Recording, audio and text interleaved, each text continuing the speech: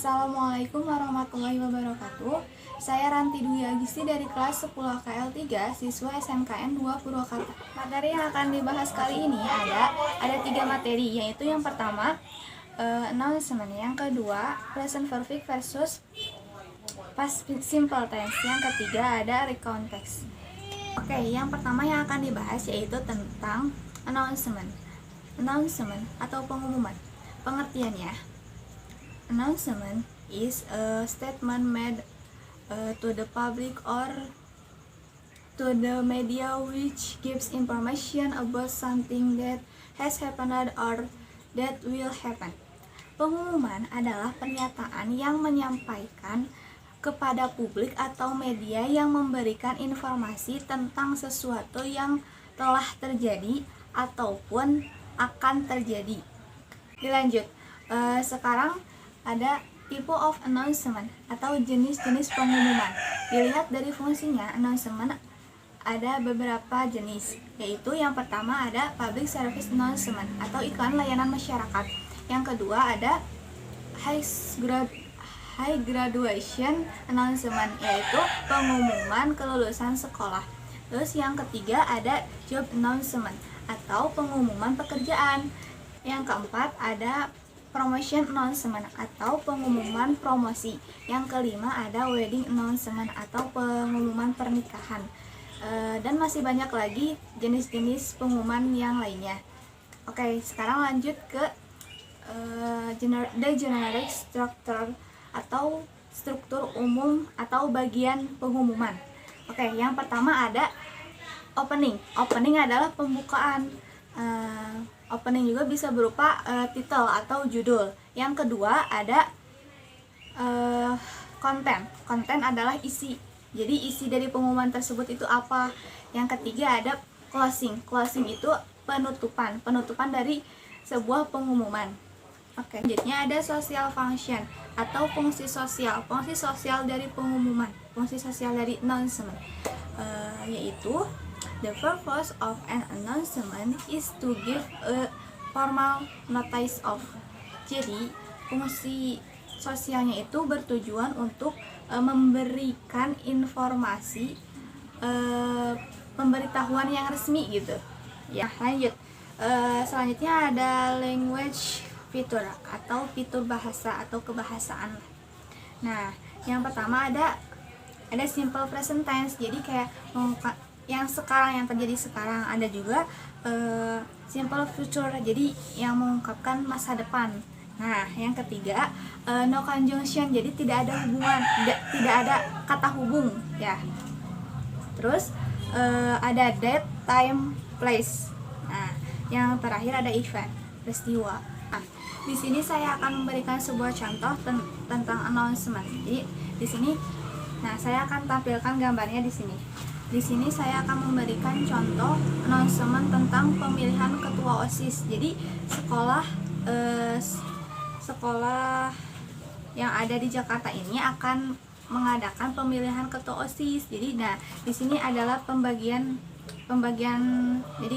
struktur dari announcementnya.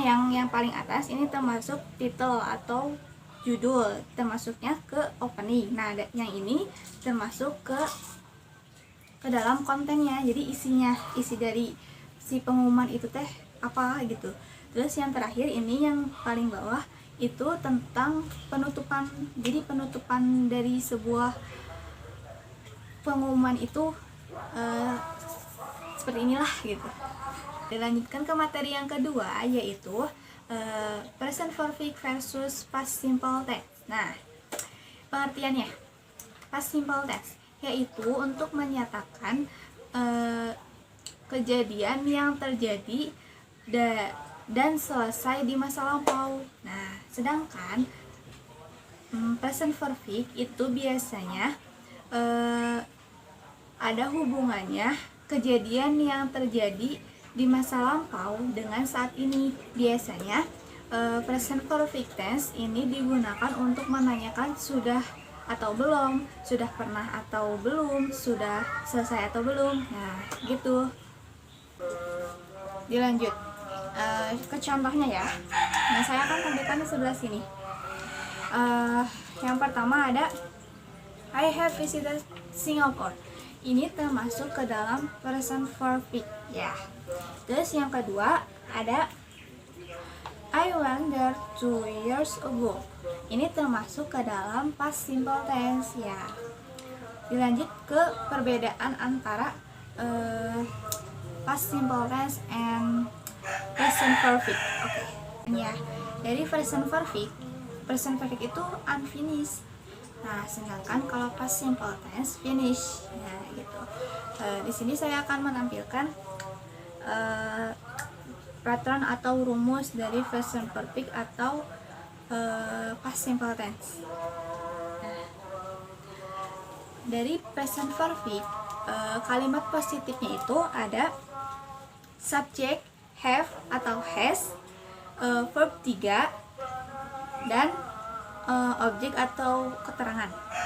Terus di kalimat negatifnya ada subject, ada have atau has, ada not, ada verb 3, ada objek atau keterangan. Nah, di kalimat pertanyaannya dimulai dengan have atau has, terus ada subject, verb 3, objek atau keterangan. Nah, sedangkan yang ada di past simple tense di kalimat positifnya yaitu ada subject, ada verb 2, dan ada objek atau keterangan. Sedangkan di kalimat negatifnya yaitu ada subject, ada did not, ada verb 1, ada objek atau keterangan. Sedangkan yang ada di pertanyaannya, kalimat pertanyaannya, rumusnya kayak gini. Ada did plus subject plus verb 1 plus objek atau keterangan. Nah, disimak baik-baik. Ini saya ada contoh lagi nih, si A dan si B. Have you ever eaten snails? Ini jadi mengungkapkan kalimat pertanyaan diawali dengan have. Have you ever eaten snails? Si B-nya, yes, I have. I ordered them last week at this restaurant. Nah, itu termasuk ke dalam past simple tense. Kalau misalkan yang si A itu termasuknya ke present perfect. Lanjut ke materi yang ketiga, yaitu recount text atau teks pengalaman. Dari pengertiannya, yaitu recount is a text which retells events of experience in the past. Recount text atau teks pengalaman adalah teks yang menceritakan kembali kejadian atau pengalaman yang terjadi di masa lalu. Nah, lanjutkan ke the generic structure atau struktur umum dari recount text atau teks pengalaman. Yang pertama ada orientasi. Nah, orientasi itu kayak awalan dari teks pengalaman tersebut. Misalkan melibatkan tentang siapa yang diceritakan dalam teks pengalaman tersebut. Nah, terus di mana diceritakannya di teks pengalaman tersebut teh. Nah, terus bisa jadi kapan juga diceritakan di orientasi.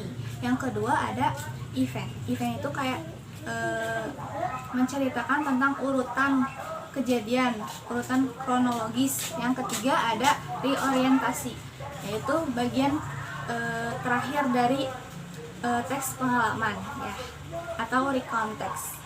Oke, dilanjutkan ke tipe of recount text atau jenis-jenis teks pengalaman ya. Yang pertama ada personal recount. Teks recount yang berfungsi untuk menceritakan pengalaman pribadi penulis. Nah, yang kedua ada factual recount. Factual recount yang berfungsi untuk menyajikan laporan peristiwa yang benar-benar terjadi, seperti laporan percobaan ilmiah, laporan polisi. Nah, yang ketiga ada imajinatif. Jenis teks recount yang berfungsi untuk menyajikan sebuah cerita imajinatif, kemudian dituliskan peristiwa atau insiden yang telah terjadi, misal dongeng. Nah, yang seperti itu. Nah, selanjutnya saya akan menampilkan sebuah contoh recount text.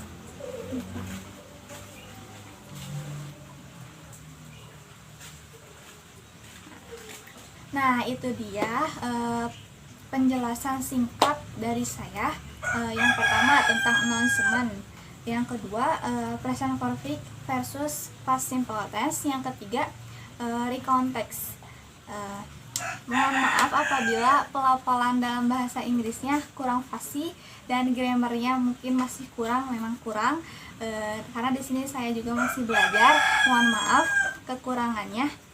Sekian dan terima kasih. Wassalamualaikum warahmatullahi wabarakatuh.